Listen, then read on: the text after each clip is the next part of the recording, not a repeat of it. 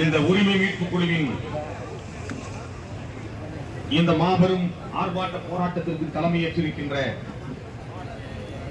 அன்பு தோழர் கனகராஜ் உள்ளிட்ட இந்த மேடையிலே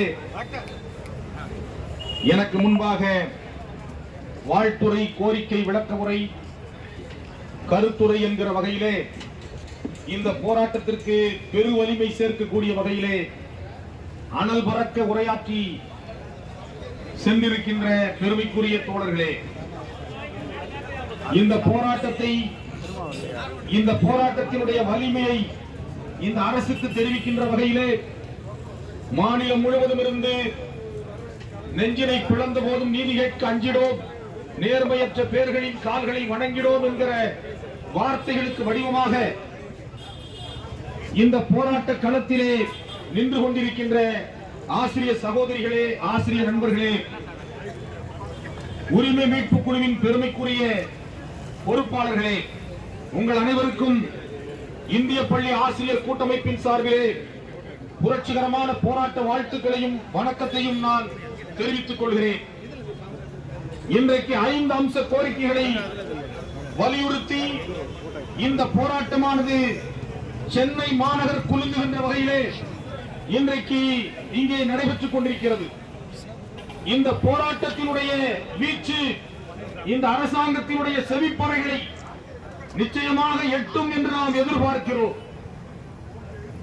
இன்று நாம் தொடங்கி இருக்கிற இந்த போராட்டம் என்பது மகாகவி பாரதி சொன்னதைப் போல அக்கினி குஞ்சொன்று கண்டேன், ஆங்கோர் பண் கொண்டிடை வைத்தேன், வெந்து தணிந்தது காடு என்கிற வகையிலே இந்த போராட்ட கனல் தமிழ்நாடு முழுவதும் பற்றி பரவி இந்த அரசாங்கத்தினுடைய தவறான கொள்கைகளை சுட்டரித்து நம்முடைய கோரிக்கைகளை வென்றெடுக்கக்கூடிய ஒரு சூழலை உருவாக்கும் என்று நான் நிச்சயமாக நம்புகிறேன்.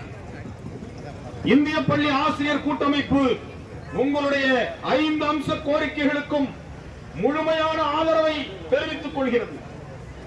இந்திய பள்ளி ஆசிரியர் கூட்டமைப்பு என்பது இந்தியா முழுவதும் 22 மாநிலங்களிலே 15 லட்சம் ஆசிரியர்களை உறுப்பினர்களாக கொண்ட ஒரு மகத்தான கூட்டமைப்பு.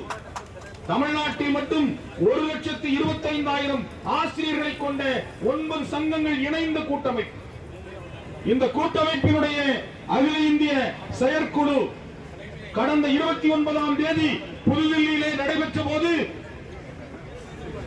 தமிழ்நாடு உதவி பெறும் பள்ளி ஆசிரியர் அலுவலர் கூட்டமைப்பினுடைய துணை பொதுச் செயலாளர் தோழர் சிவஸ்ரீ ரமேஷ் அவர்கள் அந்த கூட்டத்திலே கலந்து கொண்டு நடக்கின்ற போராட்டத்திற்கு இந்திய பள்ளி ஆசிரியர் கூட்டமைப்பு ஆதரவு தர வேண்டும் என்று கேட்டபோது ஒட்டுமொத்தமாக அகில இந்திய செயற்குழுவே இது நியாயமற்றது, தமிழகத்திலே உதவி பெறும் பள்ளிகளை இந்த அரசு புறக்கணிப்பு என்பது தவறானது, அதற்கு இந்திய பள்ளி ஆசிரியர் கூட்டமைப்பு முழுமையான ஆதரவை தருகிறது என்கிற தீர்மானத்தை அகில இந்திய செயற்குழுவிலே நிறைவேற்றியிருக்கின்றோம்.